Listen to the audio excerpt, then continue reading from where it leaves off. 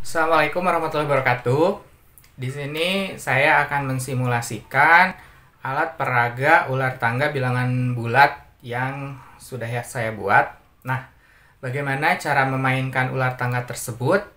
Oke, mari kita simak simulasi yang akan saya sajikan berikut ini. Ya, di sini sudah tersedia perlengkapan untuk permainan ular tangga bilangan bulat, di mana ada papan ular tangganya. Kemudian ada tiga jenis kartu dengan warna berbeda.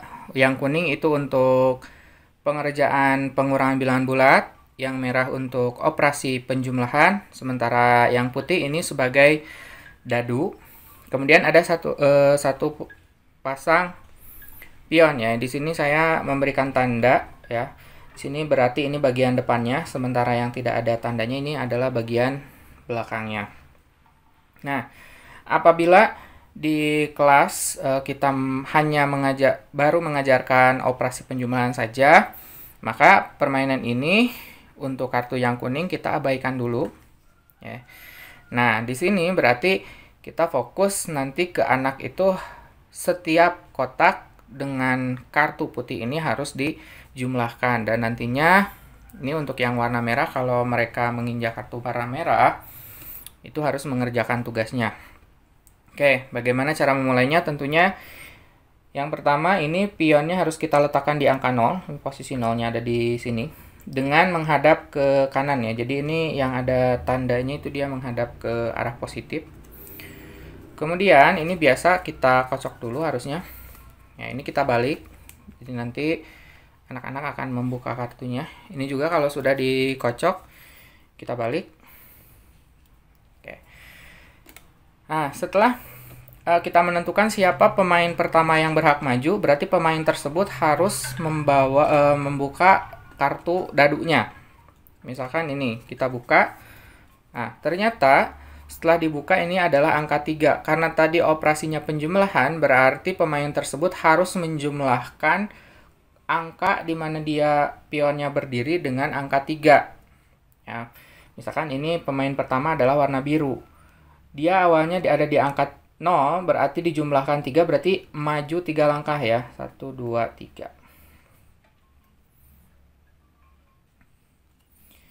Oke, begitu. Nah, kemudian setelah itu pemain kedua juga harus mengambil kartu. Nah, ternyata di sini tertera angka negatif 8. Nah, berarti pemain tersebut harus menjumlahkan angka di mana dia berdiri, pionnya berdiri, itu dengan angka negatif 8. Nah, di sini, ya ini adalah angka 0 ditambah negatif 8. Nah, kalau menemukan angka negatif seperti ini, berarti dia harus berbalik arah dulu.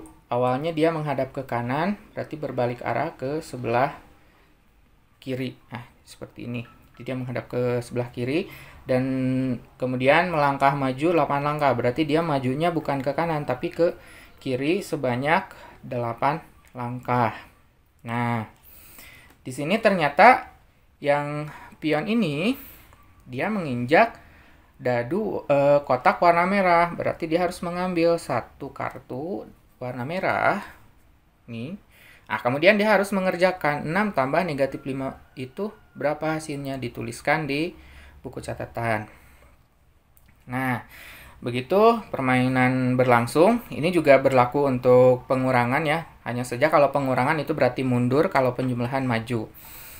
Nah, tapi kalau misalkan memang di kelasnya sudah diajarkan operasi penjumlahan dan pengurangan, berarti kartu yang kuning ini bisa digunakan secara bersama-sama. Hanya saja kartu dadu yang ini tidak hanya berbentuk angka saja, tetapi nanti di sini ada operasinya. Apakah nanti operasinya tambah atau kurang? Berarti Bapak Ibu nanti yang menggunakan harus mengubah kartu yang putih ini saja. Kalau ini kan khusus nanti untuk penjumlahan saja atau pengurangan saja. Tapi nanti kalau misalkan sudah operasinya campuran, ada penjumlahan dan pengurangan, berarti selain kartu kuning dan merah digunakan bersama, maka kartu dadu di sini ini harus ada tanda operasinya, apakah dia tambah atau kurang. Nah, sama seperti ular tangga pada umumnya, nanti kalau misalkan pemain menginjak Nah, kotak yang ada tangganya berarti dia harus naik. Sementara kalau pemain ini menginjak ada yang tanda panah seperti ini berarti dia harus turun. Ya, ini kalau ada panah seperti ini berarti dia turun. Kemudian di sini ada tanda-tanda khusus seperti misalkan di sini kotak angka 1. Ya, ini ada di sini angka 5 kemudian tanda panah. Berarti dia harus melangkah 5 langkah ke sini sesuai dengan panahnya ya. Berarti 5 langkah ke sini dan ini dimakan oleh hiu berarti turun. Kemudian ada juga ini berarti dia melangkah 3 ke kiri ke sini. Nah, ada juga ini yang tulisannya seperti ini ke 0. Nah, berarti kalau dia menginjak ini dia harus kembali ke angka 0. Nah, bagaimana permainan dianggap selesai apabila salah satunya menginjak kotak ini atau menginjak kotak loose. Ya, untuk keterangannya bisa dilihat di aturan permainan ular tangga bilangan bulat.